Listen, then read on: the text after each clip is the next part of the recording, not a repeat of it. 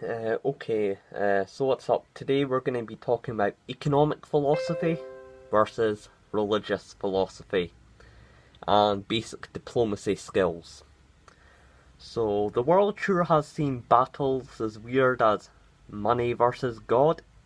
Yep, a human way of trade versus a human spiritual collective, which doesn't make sense, but this battle was played out before. Because we always think as wars as a religious collective or something tribalistic like the Crusades and World War II, one group versus the other, us versus them, nationalism, but in the most wars are in fact fought over resources. So it's no wonder why economic warfare and the banks have created the most wars and not religion. But to put these two things together, who would win? Human imagination of God, the human concept of God, or the human exchange for resources which makes them feel like God? Well, we've seen this battle play out in Afghanistan during the Soviet invasion of Afghanistan. The Islamic Mujahideen, aided by the Christian capitalist America, back when it was Christian and capitalist, versus the godless but economic communists, and religion won because the Soviets failed to take Afghanistan. But since I mentioned America, yes, economics and religion can be combined, as the Taliban would not have defeated the Soviets without the economics of a Christian and capitalist USA. And we see the exact same thing happening in Syria now, only the roles have reversed, and now Russia is Christian Orthodox capitalist, and the USA is now the big globalist socialist open border EU-like union, with once again Islam being in the centre of it all. And it's fair to say the Russians won the Cold War 2.0 by keeping in Assad and defeating the insurgents so far. However, sometimes people don't care about their religion or their culture, so therefore their religion loses. For example, the Saudi love of the petrodollar and selling out to America in exchange for money so they can keep their monarchy running, and by stabbing the Islamic Ottomans in the back and giving the Middle East to Britain and France to split up the Middle East. And ever since the Islamic Middle East has been a hotbed. Why? Because the Saudis who control Mecca and can call for unification should not they pick economics over their faith, and because so it means the Middle Eastern civilization has collapsed in the case of Iraq, Syria, Palestine, Libya and Afghanistan and so many others.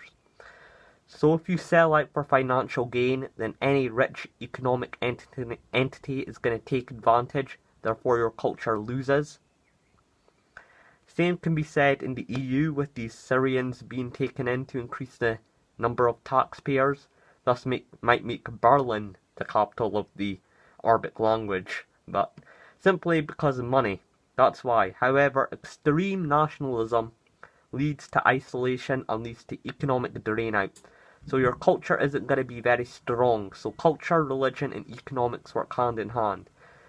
That's why countries who may have opposing cultures, they still cooperate, like Saudi and America, simply due to diplomacy.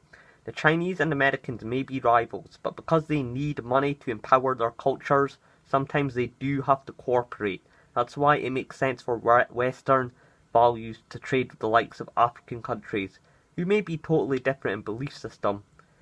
Plus, extreme nationalism always leads to things like war, genocide, invasion, but globalism leads to imperialism, which of course divides and weakens your society and makes it easier for other spectators to play divide and rule.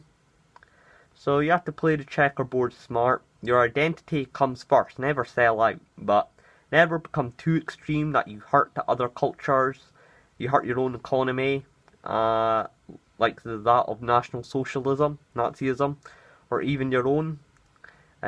We have even seen these battles take place of identity versus identity, crusades, Muslims versus Christians, and that of economics, communism versus capitalism, and even a mixture of both, like in the case of Afghanistan. Sometimes the communists beat the capitalists, like in the case of Cuba and Vietnam and North Korea, And sometimes the capitalists beat the communists. The USA defeated the Russians in the Cold War. And the Muslims beat the Christians in Jerusalem. And the Christians beat the Muslims in the reconquistas of Spain. So there is no winner, but if you pick one over the other, expect a loss. You have to play this game 50-50. What benefits your country and culture, economically, and its place in the world.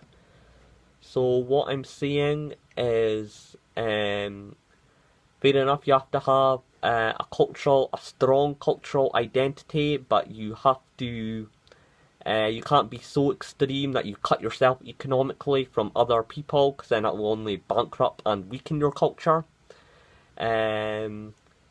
So yeah, although you might have people you don't like, you're still going to have to do business with them in order to empower your own civilization.